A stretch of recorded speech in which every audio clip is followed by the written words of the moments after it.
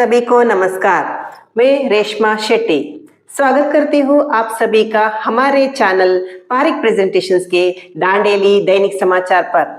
आज तारीख है 29 जून वार रविवार। तो चलिए शुरू करते हैं आज के समाचार। नमस्कार, मैं कांचना कांबळे। दांडेली के विद्याधराज भवन में कलाश्री संस्था ने यक्षगान कार्यक्रम का आयोजन किया। संस्था के अध्यक्ष व पदाधिकारियों ने यक्षगान के बारे में जानकारी दी। नमस्कार, इस वक्त मैं दांडेली के विद्याधराज भवन में हूँ, जहाँ पर यक्षगान आप देख सकते हैं, यक्षगान का आयोजन किया गया है। यक्षगान जो कि काफ़ी पुरानी और सांस्कृतिक सभ्यता एक कला है। क्या होती है, क्या होता है यक्षगान, यहाँ पर अध्यक्ष है, आइए जानते हैं। यक्षगान के बारे में कुछ जानकारी दीजिए। ये यक्षगान जो है हमारा संस्कृति का प्रतिबिंब है। इसमें बहुत सारा चीज़ है, इसके डेप्थ अभी तक हमको मालूम नहीं है। अच्छा, एंटायर कर्नाटक में, ऑल ओवर वर्ल्ड में ये चल रहा है अभी। इसका बहुत बड़ा ट्रेंड है। ये हमारा कला, संस्कृत, हमारा क्या बोलते हैं उसको, सब चीज़ इसमें है। सब चीज़ इसमें है। संगीत है, जानपद है, नृत्य है, और एक बड़ा कला है। इसमें अभिनय है। चारों मिला के एक प्रस्तुति होता है। यानी इन चारों को संवाद, संगीत, नृत्य, भाव और संवाद इन सबको मिला के जो प्रस्तुति होती है, मतलब बहुत जबरदस्त होती है। इसमें रामायण महाभारत का एंटायर जो भी कहानी है उसको पार्ट करके एक अलग अलग कहानी बताते हैं। अभी आज हम लोग शनीश्वर महात्म्य, ये शनीश्वर जी का क्या प्रभाव है, वो कैसा हो गया, उसको किस को कैसा इसका तकलीफ आ गया, उसका बारे में एक आज हम उसको प्रस्तुति कर रहे हैं। यक्षगान एक सही मायने में कहें तो सारे संगीत, नृत्य, संवाद, भाव, प्रेम और समर्पण, इन सभी का मिलाया हुआ एक मिश्रण है।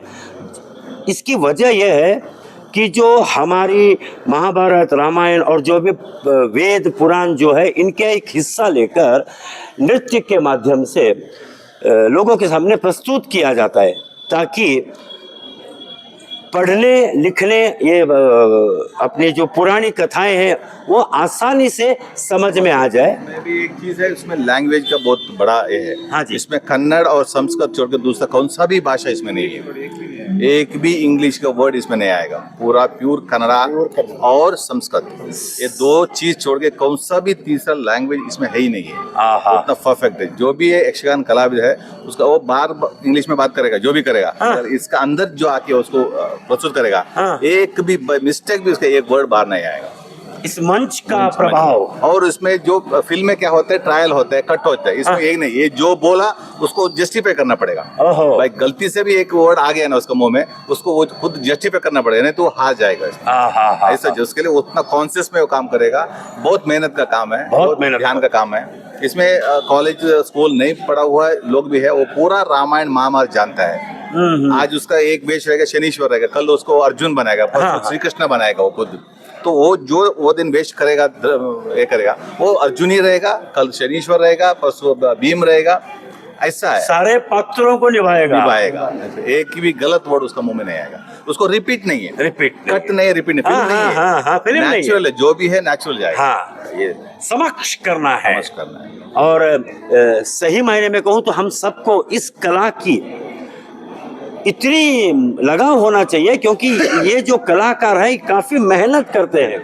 प्रस्तुत करने से पहले काफ़ी मेहनत करते हैं। इनकी जो वेशभूषा होती है, जो श्रृंगार होता है, वो मन मोह लेता है। अभी कुछ ही समय में शुरू होगा। आइए हम सब आज के इस यक्षगान का आनंद लेते हैं, और इस कला को जीवित रखने के लिए मैं सभी से निवेदन करता हूँ, जहाँ पर भी यक्षगान हो आप अवश्य वहाँ पर जाकर जुड़े और इस यक्षगान को समझने की कोशिश करें। कम से कम 10, 12, 13 साल से ये कंटिन्यू फ्री में हम लोग ये आयोजन कलाश्री संस्था वाला। हाँ जी, यही टीम को इधर ला करके हम हर साल खिलाने का ये करेंगे। प्रस्तुत करते हैं। कलाश्री संस्था का मैं विशेष धन्यवाद देता हूँ। और इसका और एक विशेषता है सर, दिन भर काम करके रात का प्रोग्राम रहता है, दिन भर काम करने वाला रात भर देखने का प्रोग्राम अगर कहीं भी है तो ये है। कोई सोएगा नहीं, रात भर देख के अपना आनंद लेंगे, उसको महसूस करेंगे। yes, sir। बहुत बढ़िया जी। कलाश्री संस्था को विशेष धन्यवाद देता हूं कि ऐसे आयोजन करते रहते हैं और ये जो हमारी संस्कृति हमारी सभ्यता है इसको जीवित रखते हैं। हमारा भी कर्तव्य बनता है जहाँ पर भी यक्षगान की प्रस्तुति हो हमें उस यक्षगान में पहुंचकर देखना चाहिए और ऐसे कार्यों को सराहना चाहिए। बहुत बहुत धन्यवाद जी। नमस्कार, मैं दिशा आचार्य। दांडेली नगर पुलिस थाने में आज मुहर्रम को ध्यान में रखते हुए पुलिस विभाग ने शांति सभा बुलाई। सभा में पुलिस विभाग के अधिकारी व दांडेली के कई गणमान्य व्यक्ति उपस्थित थे। ಮಾನ್ಯರೇ, ತಮಗೆಲ್ಲರೂ ತಿಳಿದಿರುವಂತೆ ಇದೇ ಬರುವ ದಿನ ಅಂದರೆ 2 ದಿನ ಇದೆ, 1/7/2025 ದೇಶಾದ್ಯಂತ ನಮ್ಮ ದೇಶಾದ್ಯಂತ ಈ ಮೊಹರಂ ಹಬ್ಬವನ್ನು ಆಚರಿಸಲಾಗುತ್ತದೆ। ಇದರ ಸಂಬಂಧ ಒಂದು ಶಾಂತಿ ಸಭೆಯನ್ನು ನಾವು ಇಟ್ಕೊಂಡಿದ್ದೇವೆ। ಇದರ ಬಗ್ಗೆ ಈಗಾಗಲೇ ರಾಜ್ಯ ಸರ್ಕಾರ ಆಗಲಿ ಕೇಂದ್ರ ಸರ್ಕಾರ ಹಾಗೂ ನಮ್ಮ ಸ್ಥಳೀಯ ಆಡಳಿತ ಹಲವಾರು ಮಾರ್ಗದರ್ಶನಗಳನ್ನು ಗೈಡ್ಲೈನ್ಗಳನ್ನು ಬಿಟ್ಟಿದೆ। ಈ ಸಂಬಂಧ ನಮಗೆ ಎಲ್ಲರಿಗೂ ಒಂದು ಪೀಸ್ ಕಮಿಟಿಯನ್ನು ಇಟ್ಕೊಂಡಿದ್ದೇವೆ। ಈ ಸಭೆಗೆ ಆಗಮಿಸಿದಂಥ ನಮ್ಮ ಹೆಸ್ಕಾಂನ ದೀಪಕ್ ನಾಯ್ಕ್ ಅವರಿಗೆ ತುಂಬುವುದರ ಸ್ವಾಗತವನ್ನು ಬಯಸ್ತೇನೆ। ಅದೇ ರೀತಿ ಅರಣ್ಯ ಇಲಾಖೆಯಿಂದ ಆರ್ಟಿಒ ಸಂದೀಪ್ ಅವರು ಬಂದಿದ್ದಾರೆ। ಸಂದೀಪ್ ಸರ್ ಕೂಡ ನಾವು ನಮ್ಮ ತುಂಬುವುದರ ಸ್ವಾಗತವನ್ನು ಬಯಸ್ತೇನೆ। ಅದೇ ರೀತಿ ನಮ್ಮ ಠಾಣೆಯ police ಉಪದೇಶಕರಾದಂಥ L N. Sir Amit sir ಕೂಡ ತುಂಬುವುದರ ಸ್ವಾಗತವನ್ನು ಬಯಸ್ತೇನೆ। ಅದೇ ರೀತಿ ಕಿರಣ್ ಸರ್ ಕೂಡ ನಮ್ಮ ಜೊತೆ ಇದ್ದಾರೆ, ಅವರು ಕೂಡ ನಿಮಗೆ ಈ ಹಬ್ಬದ ಕುರಿತು ಕೆಲವು ಸೂಕ್ತ ಸೂಚನೆ ನೀಡಿದ್ದಾರೆ, ಅವರಿಗೂ ಕೂಡ ನಾವು ತುಂಬ ಹೃದಯದ ಸ್ವಾಗತವನ್ನು ಬಯಸ್ತೇನೆ। ಈ ಕಾರ್ಯಕ್ರಮಕ್ಕೆ ಸೂಪರ್ವೈಸರಾದಂಥ ಶ್ರೀಮತಿ ಅವರು ಹಾಗೂ ಸ್ಥಳೀಯ ಸಾಹಿತ್ಯ ನಿರ್ದೇಶಕರು ಮತ್ತು ಮಾಜಿ ನಿರ್ದೇಶಕರೆಲ್ಲರೂ ಬಂದಿದ್ದಾರೆ, ಅವರಿಗೂ ಕೂಡ ನಾವು ತುಂಬ ಹೃದಯದ ಸ್ವಾಗತವನ್ನು ಬಯಸ್ತೇನೆ। ಮುಖ್ಯವಾಗಿ ಈ ಕಾರ್ಯಕ್ರಮ ಕೇಂದ್ರದಿಂದ ನೀವು ಈ 28 ನಾಡಿನಲ್ಲಿ 28 ರೂಪಾಂತರಗೊಳಿಸಿದ್ರಿ, ಎಲ್ಲ ಪದಾಧಿಕಾರಿಗಳು ಅಧ್ಯಕ್ಷರು ಉಪಾಧ್ಯಕ್ಷರು ಕಾರ್ಯದರ್ಶಿಗಳು ಬಂದಿದ್ದೀರಿ, ನಿಮಗೂ ಕೂಡ ನಮ್ಮ ಠಾಣೆ ಪರವಾಗಿ ತುಂಬ ಹೃದಯದ ಸ್ವಾಗತವನ್ನು ಬಯಸ್ತೇನೆ। ಅದೇ ರೀತಿ ನಮ್ಮ ಒಂದು ಕಾರ್ಯಕ್ರಮದ ಒಂದು ಪ್ರಚಾರ ಮಾಡಲು ಪ್ರಿಂಟ್ ಮೀಡಿಯಾ ಹಾಗೂ ಡಿಜಿಟಲ್ ಮೀಡಿಯಾದ ಪತ್ರಕರ್ತರ ಮಿತ್ರರು ಕೂಡ ಬಂದಿದ್ದಾರೆ, ಅವರಿಗೂ ಕೂಡ ಸ್ವಾಗತವನ್ನು ಬಯಸ್ತಾ ಮುಂದಿನ ಮಾತುಕವಾಗಿ ಮಾಡಲಿದ್ದಾರೆ, ಅವರಿಗೆ ವೇದಿಕೆ ಕೊಡ್ತೇವೆ। ತಾವು ಏನು ಹಬ್ಬವನ್ನು ಯಾವ ರೀತಿ ಆಚರಣೆ ಮಾಡ್ತೀರಾ, ಯಾವಾಗ ದೇವರು ಕೂರ್ತಾವೆ, ಮತ್ತೆ ಯಾವಾಗ ಅದು ಮೆರವಣಿಗೆ ಹೊರಡುತ್ತೆ, ಮತ್ತೆ ಕೊನೆಯ ದಿನ ಯಾವುದು ಏನಂತ ಹೇಳಿ ತಮ್ಮ ಬಗ್ಗೆ ಅದ್ರ ಬಗ್ಗೆ ತಾವು ಮಾತಾಡಿ ಆಮೇಲೆ ನಮ್ಮ ಇಲಾಖೆಯಿಂದ ಏನು ಇನ್ಸ್ಟ್ರಕ್ಷನ್ ಇದೆ, ಮತ್ತೆ ನಮ್ಮ ಫಾರೆಸ್ಟ್ ಡಿಪಾರ್ಟ್ಮೆಂಟ್ ಮತ್ತೆ AWA ಡಿಪಾರ್ಟ್ಮೆಂಟ್ ಇಂದ ಏನು ಇನ್ಸ್ಟ್ರಕ್ಷನ್ ಇದೆ ಕೊಡ್ತಾರೆ। ಅಂದ್ರೆ ಇನ್ನೊಂದು 50 ನಿಮಿಷದಲ್ಲಿ ನಮ್ಮ DSP ಸಾಹೇಬರು ಬಂದು ಜಾಯ್ನ್ ಆಗ್ತಾರೆ, ಅವ್ರು ನಮ್ಮ ಇಲಾಖೆಯಿಂದ ಏನು ಇನ್ಸ್ಟ್ರಕ್ಷನ್ ಇದೆ ತಮ್ಗೆ ನೀಡ್ತಾರೆ। ಅದರಿಂದ ಅದಕ್ಕಿಂತ ಮುಂಚೆ ತಮ್ಮದು ಏನಿದೆ ಹಬ್ಬದ ಆಚರಣೆ ಪ್ರಯುಕ್ತ ಯಾರಾದರೂ ತಾವು ಹಂಚಿಕೆ ಅಂತ ಹೇಳ್ಬೋದು, ಯಾವ ರೀತಿ ಆಚರಣೆ ಮಾಡ್ತಾರೆ। ನಮಸ್ಕಾರ, ವೇದಿಕೆ ಮೇಲೆ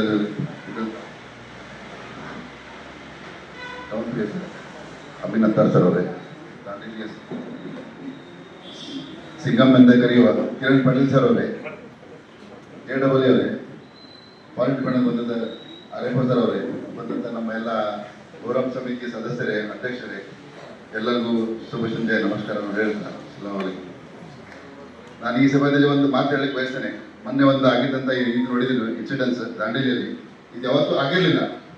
ಫಸ್ಟ್ ಟೈಮ್ ನಮಗೂ ನೋಡಲಿಕ್ಕೆ ನಮಗೆ 50 ವರ್ಷ, ನನ್ನ ಒಂದು 15 ವರ್ಷದಿಂದ ನಾವು ಹೊರಗಡೆಲಿದ್ದೀನಿ, ನಾನು ಫಸ್ಟ್ ಟೈಮೇ ನೋಡಿದ್ದೆ ನಮಗೆ ವಯಸ್ಸಲ್ಲಿ ಕಿರಣ್ ಪಾಟೀಲ್ ಸರ್ ಆಗಿದ್ದು।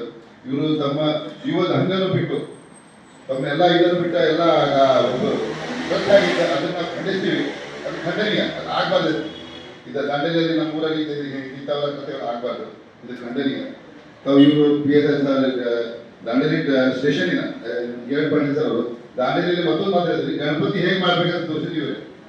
ಗಣಪತಿಯಲ್ಲಿ DJ ಯಾಕಂದ್ರೆ ಡಿಪಾರ್ಟ್ಮೆಂಟ್ದವ್ರಿಗೆ ಯಾವುದು ಹಬ್ಬ ಇರೋಂಗಿಲ್ಲ, ಅವ್ರ ಕೆಲಸನೇ ನಾವೇನು ಮಾಡ್ತೀವಿ, ನಮ್ಗೊಂದು ಗಣಪತಿ ಆಗ್ತದೆ, ಮೊಹರಂ ಆಗ್ತದೆ, ದೀಪಾವಳಿ, ದಸರಾ, ರಂಜಾನ್, ನಾವೇನು ಮಾಡ್ತೀವಿ ನಮ್ಮ ಹಿಂದೆ ಬರ್ತಾ ಇದ್ದಾರೆ, ಅವ್ರಿಗೆ ಯಾವುದು ಹಬ್ಬ ಇರೋಂಗಿಲ್ಲ। ಕಿರಣ್ ಪಾಟೀಲ್ ಅವರು ದಾಂಡೇಲಿಯಲ್ಲಿ ಡಿಪಾರ್ಟ್ಮೆಂಟ್ದವರು ಹಬ್ಬ ಮಾಡ್ತಾರೆ ತೋರಿಸಿದ್ರು। DSP ಸಾಹೇಬರು ದಾಂಡೇಲಿ ಕಾರ್ಯಕ್ರಮಕ್ಕೆ ಆಗಮಿಸಿದ್ದಾರೆ, ನಮ್ಮೆಲ್ಲರ ವತಿಯಿಂದ ಅವರಿಗೆ ಪೂರ್ವಕವಾದ ಸ್ವಾಗತವನ್ನು ಮತ್ತೆ ಯಾರು ಮಾತಾಡೋರಿಗೆ ಯಾಕಂದ್ರೆ ಇದು ಹಿಂದೂ ಮುಸ್ಲಿಂ ಎಲ್ಲ ಬಾಂಧವರು ಏನು ಹಿಂದೂ ಬಾಂಧವರು ಆಚರಣೆ ಮಾಡೋದ್ರಿಂದ ಮಾತಾಡಬಹುದು. ನಮಸ್ಕಾರ. ವೇದಿಕೆ ಮೇಲೆ ಹಾಸಿದಂಥ ಎಲ್ಲರಿಗೂ ನಮಸ್ಕೃತ, ಬಂದಂಥ ಎಲ್ಲರಿಗೂ ನಮಸ್ಕೃತ. ಮೊಹರಂ ಹಬ್ಬದ ಹಾರ್ದಿಕ ಶುಭಾಶಯಗಳು. ಸರ್ ಹೇಳಿದಂಗೆ ಎಲ್ಲೆಲ್ಲಿ ಮುನ್ಸಿಪಾಲಿಟಿ ಯಾಕೋ ಬರಲಿಲ್ಲ ಇವತ್ತು ಮೇಡಮ್, ಗೊತ್ತಿರಲಿಲ್ಲ, ಸಾರಿ ಮೇಡಮ್. ಈಗ ಏನಂತ ಎಲ್ಲ ಕಡೆ ಕಟ್ಟಾಕ್ಬಿಟ್ಟಾವ್ರಿ. ನಮ್ಮ ಕೋಗಿಲ್ ಮಾಡ್ದಂಗೆ ಈಗ ಬ್ರಿಡ್ಜ್ ಮುಂದ್ಗಡೆ ಕಡೆ ದೊಡ್ಡ ಕಟ್ಟಾಕ್ತಾವ. ಅದನ್ನ ಸ್ವಲ್ಪ ಓದಿವ ಅಂತಂದ್ರೆ ಈ ಕಡೆ ಬಾಕಿ ಇದ್ದಾರೆ. ಅದಕ್ಕೆ ದಯಮಾಡಿ ಅದೊಂದು ನೀಟಾಗಿ ಅದೊಂದು ಏನು ಬರಾವ್ ಮಾಡ್ತಿರೋ ಏನು ಮಾಡ್ತಾರೆ ನೋಡಿ. ಮತ್ತು ಅದು ಏನಂತಿದ್ದೆ ಮಳೆಗಾಲ ಮುಂಬರುವ ಮೊಹರಂ ಹಬ್ಬದ ಶುಭಾಶಯಗಳು. ಇಲ್ಲಿವರೆಗೆ ತಾವು ಏನು ಈ ಮೊಹರಂ ಆಚರಣೆಯನ್ನ ಯಾವ ರೀತಿ ಮಾಡ್ತಾರೆ ಅನ್ನೋದ್ರ ಬಗ್ಗೆ ತಿಳಿಸಿದ್ದೀರಿ ಸವಿಸ್ತರವಾಗಿ. ಮೊದಲನೇದಾಗಿ ಈ ಒಂದು ಹಬ್ಬವನ್ನು ಆ್ಯಕ್ಚುಲಿ ಹಿಂದೂ ಮುಸ್ಲಿಂ ಬಾಂಧವರು ಇಬ್ಬರು ಒಗ್ಗಟ್ಟಿನಿಂದ ಆಚರಣೆ ಮಾಡ್ತೀರಿ. ದಾಂಡೇಲಿಯಲ್ಲಿ ಪ್ರತಿಯೊಂದು ಹಬ್ಬವು ಏನು ಶಾಂತಿ ರೀತಿಯಿಂದ ಆಚರಣೆ ಆಗ್ತಾ ಇದ್ದಾರೆ. ಅದಕ್ಕೆ ನಮ್ಗಳೆಲ್ಲರದ್ದು ಸಹಕಾರ ಇದೆ. ನಮ್ದೇನಿದೆ ನಾವು ಬಂದೋಬಸ್ತ್ ಮಾಡೋದು ನಾವು ಇದೇ ಇಲಾಖೆಯಿಂದ ನಾವು ಕೆಲವೊಂದು ಇನ್ಸ್ಟ್ರಕ್ಷನ್ಸ್ಗಳನ್ನು ಕೊಡ್ತಿರ್ತೀವಿ. ಅಂದರೆ ತಾವೆಲ್ಲರೂ ಸೇರಿ ಹಿಂದೂ ಮುಸ್ಲಿಂ ಬಾಂಧವರು ನಮ್ಮ ಹಬ್ಬ ಅನ್ನಲಾರದೆ ಎಲ್ಲರೂ ಒಂದು ಶಾಂತ ರೀತಿಯಿಂದ ಹಬ್ಬವನ್ನು ಆಚರಣೆ ಮಾಡ್ತಾ ಬಂದಿದ್ದೀವಿ. ಅದರಂತೆ ಈಗ ಮುಂಬರುವ ಮೊಹರಂ ಹಬ್ಬನೂ ಬಂದಿದೆ. ಅದರಂತೆ ನಮ್ಮ ಇಲಾಖೆ ವತಿಯಿಂದ ನಮ್ಮ ಮೇಲಾಧಿಕಾರಿಗಳಿಗೆ ಒಂದು ಇನ್ಸ್ಟ್ರಕ್ಷನ್ಸ್ಗಳನ್ನು ಕೊಟ್ಟಿದ್ದಾರೆ. ಅವರೆಲ್ಲ ಹೇಳಿದ್ರು ಈಗ ಏನು ಈ ಪಂಜಾಗಳನ್ನು ಕೂಡಿಸ್ತೀವಿ, 1 ತಾರೀಕು ಪಂಜಾಗಳನ್ನು ಕೂಡಿಸ್ತೀವಿ. ಅದಾದಮೇಲೆ 5 ದಿನಕ್ಕೆ ಅಂದರೆ 7 days ಅಲ್ಲ, ಈ ಗುದ್ದಿಗೆ ಬಿಟ್ಟು 7 ದಿನಕ್ಕೆ ಅಂತೇಳಿ ದೇವರ 5 ದಿನಕ್ಕೆ 5 ದಿನ ಆದ್ಮೇಲೆ 7ನೇ ದಿನಕ್ಕೆ ಕತ್ತಲ್ ರಾತ್ರಿ ಇರುತ್ತೆ. 9ನೇ ದಿನಕ್ಕೆ ಕತ್ತಲ್ ರಾತ್ರಿ ಇರುತ್ತೆ. ಆಮೇಲೆ ಮೆರವಣಿಗೆ ಇರುತ್ತೆ. ಲಾಸ್ಟ್ ಕೊನೆಯದಾಗಿ ಈ ಪಟೇಲ್ ಸರ್ಕಲ್ ಅಲ್ಲಿ ಸೇರ್ಕೊಂಡು ಆಮೇಲೆ ಇದಕ್ಕೆ ಹೋಗ್ತೀರಾ, ಒಳಗೆ ಹೋಗ್ತೀರಾ ಈಶ್ವರ ದೇವಸ್ಥಾನ ಹತ್ರ. ಈ ರೀತಿಯಾಗಿ ವಿಸರ್ಜನೆ ಆಗುತ್ತೆ. ಮಾರ್ನಿಂಗ್ ಸೇರ್ಕೋತೀವಿ ಸರ್, ಸಂಜೆ ವಿಸರ್ಜನೆ ಇರುತ್ತೆ. ಬೆಳಗ್ಗೆ ಸೇರ್ಕೊಂಡು ಸಂಜೆ ವಿಸರ್ಜನೆ. ಓಕೆ, ಈ ರೀತಿಯಾಗಿ ತಮ್ಮ ಕಾರ್ಯಕ್ರಮಗಳಿದಾವೆ. ಈಗ ಏನು ನಾವು ಪಂಜೆಯನ್ನು ಕೂಡಿಸ್ತೀರಾ, ಅದರಲ್ಲಿ ಪಂಜೆ ಕೂಡಿಸಿದ ಸಂಬಂಧಪಟ್ಟ ಏನು ಸಮಿತಿ ಇರುತ್ತೆ, ಟೋಟಲ್ 30 ಸಮಿತಿಯವರು ಕೂಡಿಸ್ತಾ ಇದ್ದೀರಾ ನಮ್ಮ ದಾಂಡೇಲಿ ಪಟ್ಟಣದಲ್ಲಿ. ಆದ್ದರಿಂದ ದಯವಿಟ್ಟು ತಾವೇನು ಸಮಿತಿಯವರು ಇರ್ತೀರಾ, ಆ ಪಂಜೆ ಪ್ರತಿಷ್ಠಾಪನೆ ಮಾಡಿದ ದಿನದಿಂದ ಎಂಡ್ ಅಪ್ ಟು ಟಿಲ್ ಅದು ವಿಸರ್ಜನೆ ಆಗುವವರೆಗೆ ದಯವಿಟ್ಟು ತಮ್ಮವರು ಏನು ಮಾಡಬೇಕು, ರಾತ್ರಿ ಆಯಿತು ಡೇ ಆಯಿತು ಒಂದಿಬ್ಬರು 24/7 ಕಾಯಬೇಕು. ಯಾಕಂದರೆ ನಿಮ್ಮದೇ ಜವಾಬ್ದಾರಿ ಇರುತ್ತೆ.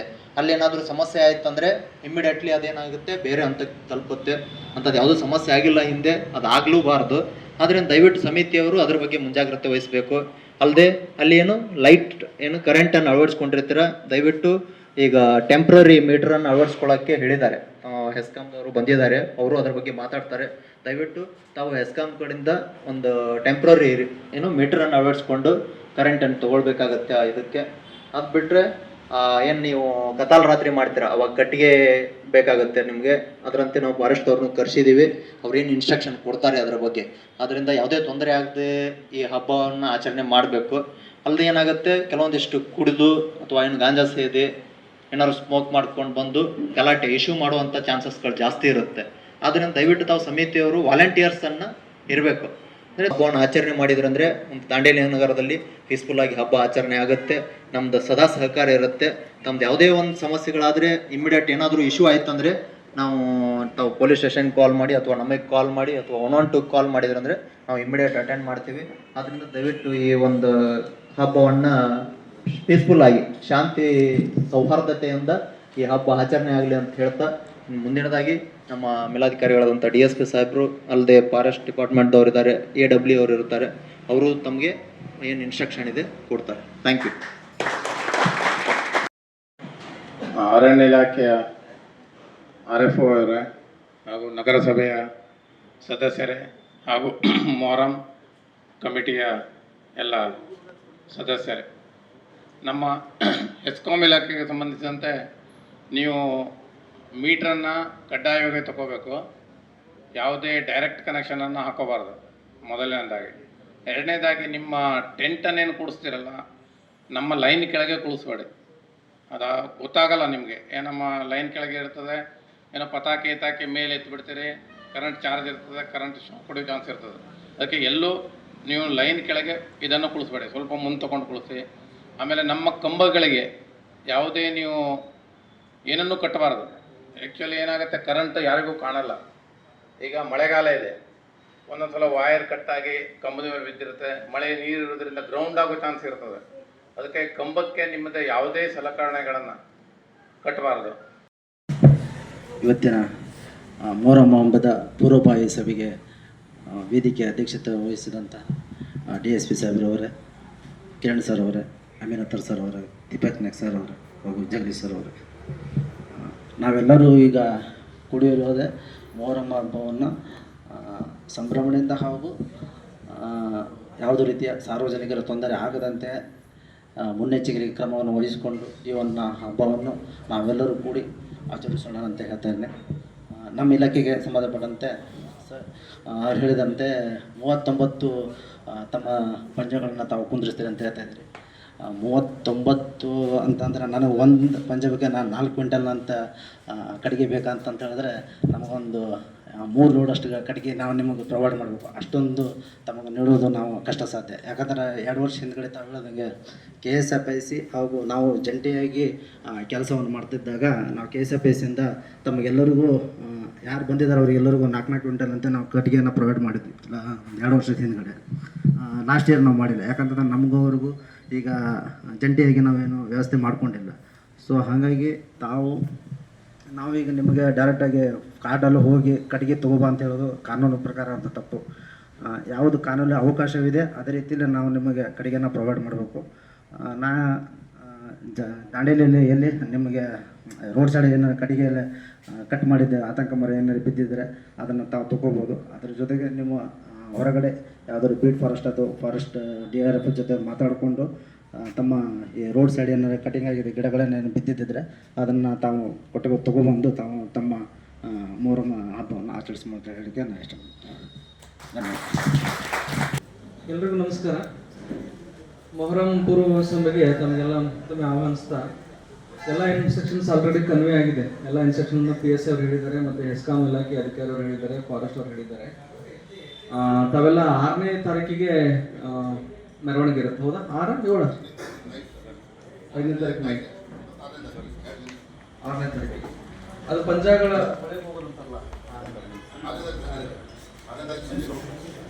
ಸಂಜೆ. ಓಕೆ, ಮೇಜರ್ ಗ್ಯಾದರಿಂಗ್ ಇದೆ. ಮೇಜರ್ ಗ್ಯಾದರಿಂಗ್ ಎಲ್ಲಿದೆ? ನೋಟೆಡ್ ಇದೆ. ಎಷ್ಟು ಜನ ಇರ್ತಾರೆ? ಎಷ್ಟು ಜನ ಆಗ್ತಾರೆ? ಎಷ್ಟು 2,000 ಜನ ಆಗ್ತಾರ? 3,000 ಜನ ಹೆಚ್ಚಾಗ್ತಾರೆ. ಆಯಿತು, ನಮ್ಮದು ಬಂದೋಬಸ್ತ್ ಪ್ಲ್ಯಾನ್ ರೆಡಿ ಇದೆ. ನಾವು ಆಲ್ರೆಡಿ ಸ್ಯಾಂಕ್ಷನ್ಗೆ ಕಳಿಸ್ಕೊಟ್ಟಿದ್ದೀವಿ. ನಮಗೆ KSRP ವೆಹಿಕಲ್ ಬರುತ್ತೆ, DR ವೆಹಿಕಲ್ಸ್ ಬರ್ತವೆ, ನಮ್ಮ ಸಿಬ್ಬಂದಿ ಎಲ್ಲ ಒಟ್ಟುಗೂಡಿಸ್ತೀವಿ. ನಾವು ಬಂದೋಬಸ್ತನ್ನು ನೀಟಾಗಿ ಮಾಡ್ತೀವಿ. ಪ್ರತಿ ವರ್ಷ ಮಾಡ್ದಂಗೆ ಈ ಸಲನೂ ಕೂಡ ನಮ್ಮ ಪೊಲೀಸ್ ಇಲಾಖೆಯಿಂದ ಸಹಕಾರ ಕೊಡ್ತೀವಿ. ತಾವು ಒಂದು ನೆನ್ಪಿಟ್ಕೋಬೇಕು, ಈಗ ಆ್ಯಸ್ ಇವರು ಹೆಸ್ಕಾಂ ಇಲಾಖೆ ಅಧಿಕಾರಿಯವರು ಮೆನ್ಷನ್ ಮಾಡ್ದಂಗೆ ಕರೆಂಟ್ ಸಂಬಂಧಿತ ಕನೆಕ್ಷನ್ ವಿತೌಟ್ ಪರ್ಮಿಷನ್ ಅಂದರೆ ಅನುಮತಿ ಇಲ್ಲದೆ ಕರೆಂಟನ್ನು ಕನೆಕ್ಷನ್ ಮಾಡ್ಕೋಬೇಡಿ. ಯಾಕಂದರೆ ಏನಾದರೂ ಸಣ್ಣ ಪುಟ್ಟ ಮಾತಾಡಬೇಡಪ್ಪ, 2 ನಿಮಿಷ ಮುಗಿಸ್ತೀನಿ, ನಾನು ಜಾಸ್ತಿ ಏನು ಹೇಳಿಕ್ಕಿರಲ್ಲ ಹೇಳಿದ್ದಾರೆ. ವಿತೌಟ್ ಪರ್ಮಿಷನ್ ಅಂದರೆ ಅನುಮತಿ ಇಲ್ಲದೆ ನೀವೇನಾದರೂ ಕರೆಂಟ್ ಕನೆಕ್ಷನ್ ತೊಗೊಂಡು ಅದು ಸಣ್ಣ ಪುಟ್ಟ ಅವಘಡ ಆದರೆ ಕಾನೂನು ಬಾಹಿರ ಆಗುತ್ತೆ. ಅದೇ ನೀವು ಅನುಮತಿ ತಗೊಳ್ಳಿ, ಸಣ್ಣ ಪುಟ್ಟ ಏನಾದರೂ ವ್ಯತ್ಯಾಸಗಳಾದರೆ ಅದು ಕಾನೂನಿನಲ್ಲಿ ಅದಕ್ಕೆ ಮಾನ್ಯತೆ ಇರುತ್ತೆ. ಪರ್ಮಿಷನ್ ತಗೋ ಅಂತ ಹೇಳ್ತಕ್ಕಂಥ ಉದ್ದೇಶನೇ ನಿಮಗೆ ನಾಳೆ ಕಾನೂನಿನ ಸಮಸ್ಯೆ ಬರಬಾರ್ದು ಅಂತ. ನಿಮಗೆ ಮೈಕ್ ಪರ್ಮಿಷನ್ ತಗೋ ಅಂತ ಹೇಳ್ತೀವಿ. ಯಾಕೆ ಹೇಳ್ತೀವಿ? ನಮಗೇನು ಚಲನ್ ಎಷ್ಟು 50 ರೂಪಾಯಿ ಇದೆಯಪ್ಪ, ಚಲನ್ ಎಷ್ಟಿದೆ? 180 ರೂಪೀಸೇನೋ ಇದೆ, ಹೌದಾ? ಅದೇ ನಮಗೆ ಬರ್ತದೆ ಅನ್ಕೊಂಡ್ರೆ ಸರ್ಕಾರಕ್ಕೆ ಹೋಗುತ್ತೆ, ನಮಗೇನು ಬರಲ್ಲ, ಹೌದಾ? ಪರ್ಮಿಷನ್ ಯಾಕೆ ತೊಗೋಬೇಕು ಅಂದರೆ ನಾಳೆ ಯಾವುದೋ ಒಂದು ವಿಡಿಯೋ ಆಗುತ್ತೆ, ನೋಟೆಡ್ ಆಗುತ್ತೆ, ಎಲ್ಲೋ ಒಂದು ಸರ್ಕ್ಯುಲೇಟ್ ಆಗುತ್ತೆ, ಸಣ್ಣ ಇಶ್ಯೂ ಆಗುತ್ತೆ, ಅವಾಗ ಮೈಕ್ ಪರ್ಮಿಷನ್ ತೊಗೊಂಡಿಲ್ಲ, ಕೇಸ್ ರಿಜಿಸ್ಟರ್ ಮಾಡಿ ಅಂತಾರೆ.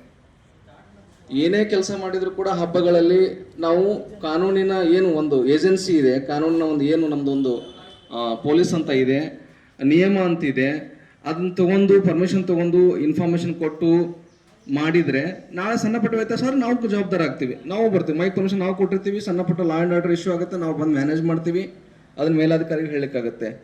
ಈಗ ಮೀಟಿಂಗ್ ಮಾಡ್ತಕ್ಕಂಥ ಉದ್ದೇಶ ಏನು ನಿಮಗೆಲ್ಲ ತಿಳುವಳಿಕೆ ಹೇಳಲಿಕ್ಕೆ. ನಾವು ಮೀಟಿಂಗೇ ಮಾಡದಿದ್ರೆ ನಾವು ನಿಮ್ಗೆ ಹೇಳಿಲ್ಲ ಅಂತ ಆಯಿತು. ನಾವು ಮೀಟಿಂಗ್ ಮಾಡಿದ್ದನ್ನು ಪ್ರೊಸೀಡಿಂಗ್ಸ್ ಬರಿತಾ ಇದ್ದೀವಿ, ಸೈನ್ ಮಾಡಿಸ್ಕೊತಾ ಇದ್ದೀವಿ. ದಟ್ ಮೀನ್ಸ್ ನಿಮಗೆ ಹೇಳಿದ್ದೀವಿ ಅಂತ ನಾವು. ನಾಳೆ ಏನಾದರೂ ಆದರೆ ಮೀಟಿಂಗ್ ಎಲ್ಲ ಆಗಿದೆ ಸರ್, ಇದು ಕೂಡ ಒಂದು ಸಾಕ್ಷ್ಯವಾಗಿ ಪರಿಗಣನೆಗೆ ಬರುತ್ತೆ. ಸೊ ಏನೇ ಮಾಡಿದರೂ ಕೂಡ ಪೊಲೀಸ್ಗೆ ಮಾಹಿತಿ ಕೊಡಿ, ಪೊಲೀಸ್ ಪರ್ಮಿಷನ್ ತಗೊಳ್ಳಿ. ಅವಶ್ಯಕತೆ ಇರೋಲ್ಲ ಪೊಲೀಸ್ ಪರ್ಮಿಷನ್ ತಗೊಂಡ್ರೆ ನೀವೇ ಹೇಳ್ದಂಗೆ ಡಿ ಜೆ ನೀವು ಬಳಸ್ತಾ ಇಲ್ಲ, well and good, D J ಬಳಸಕ್ಕೆ ಹೋಗ್ಬಿಟ್ರೆ ಅದು ಕಾನೂನು ಬಾಹಿರ. ಯಾವುದೇ ಕಾರಣಕ್ಕೂ ಡಿ ಜೆ ಬಳಸಲಿಕ್ಕೆ ಅವಕಾಶ ಇಲ್ಲ. ಮತ್ತು ಸೋಷಿಯಲ್ ಮೀಡಿಯಾ ಸಂಬಂಧಪಟ್ಟಂಗೆ ಜಾಲತಾಣ, ಸಾಮಾಜಿಕ ಜಾಲತಾಣ, ಫೇಸ್ಬುಕ್ ಇದೆ, ಇನ್ಸ್ಟಾಗ್ರಾಮ್ ಇದೆ. ಈ ಹಬ್ಬಗಳ ಸಂದರ್ಭದಲ್ಲಿ ಏನೋ ಒಂದು ಡೆರೋಗೇಟರಿ ಅಂತ ನಾವು ಕನ್ನಡದಲ್ಲಿ ಅವಮಾನವನ್ನು ಉಂಟು ಮಾಡ್ತಕ್ಕಂಥ, ಬೇರೆ ಧರ್ಮಗಳಿಗೆ ಅವಮಾನವನ್ನು ಉಂಟು ಮಾಡ್ತಕ್ಕಂಥ, ಹಿಂದೂ ಮುಸ್ಲಿಂ ಪರಸ್ಪರ ಅವಮಾನ ಉಂಟು ಮಾಡ್ತಕ್ಕಂತಹ ಏನೋ ಕಾಮೆಂಟ್ ಹಾಕುವಂಥದ್ದು, ಚಿತ್ರ ಹಾಕುವಂಥದ್ದು ಆ ಥರದ್ದಿರುತ್ತೆ. ಸೊ ಆ ಥರದ್ದಾದರೆ ಈಗ ಸರ್ಕಾರನೂ ಕೂಡ ಈ ವಿಚಾರವನ್ನು ತುಂಬ ಗಂಭೀರವಾಗಿ ಪರಿಗಣಿಸಿದೆ. ನಿನ್ನೆ ನೀವು ನೋಡ್ರಿ, ನಿನ್ನೆ ಸೀನಿಯರ್ ಆಫೀಸರ್ಸ್ ಮೀಟಿಂಗ್ ಆಗಿದೆ. ನಮ್ಮ CM ಅವರು, ಚೀಫ್ ಮಿನಿಸ್ಟರ್ CM ಏನಿದಾರಲ್ಲ ಸಿದ್ದರಾಮಯ್ಯನವರು ಸ್ಪಷ್ಟವಾಗಿ ಹೇಳಿದ್ದಾರೆ, ಸುಳ್ಳು ಸುದ್ದಿ ಹಬ್ಸೋರ ಮೇಲೆ, ಸಾಮಾಜಿಕ ಜಾಲತಾಣದಲ್ಲಿ ಪ್ರಚೋದನಕಾರಿಯಾದಂತಹ ಪೋಸ್ಟ್ಗಳನ್ನು, ಪ್ರಚೋದನಕಾರಿಯಾದಂತಹ ಫೇಸ್ಬುಕ್ ಪೋಸ್ಟ್ಗಳನ್ನು, ಇನ್ಸ್ಟಾಗ್ರಾಮ್ ಪೋಸ್ಟ್ಗಳನ್ನು ಹಾಕೋರ ಮೇಲೆ ನಿರ್ದಾಕ್ಷಿಣ್ಯವಾಗಿ ಕ್ರಮ ಮಾಡಿರಿ, ನಿರ್ದಾಕ್ಷಿಣ್ಯವಾಗಿ ಕ್ರಮ ಮಾಡಿರಿ. ಕ್ರಮ ಮಾಡದೇ ಇದ್ರೆ ನಾವು ನಿಮ್ಮನ್ನು ಬಿಡಲ್ಲ ಅಂತ ನಮ್ಗೆ ಹೇಳಿದ್ದಾರೆ.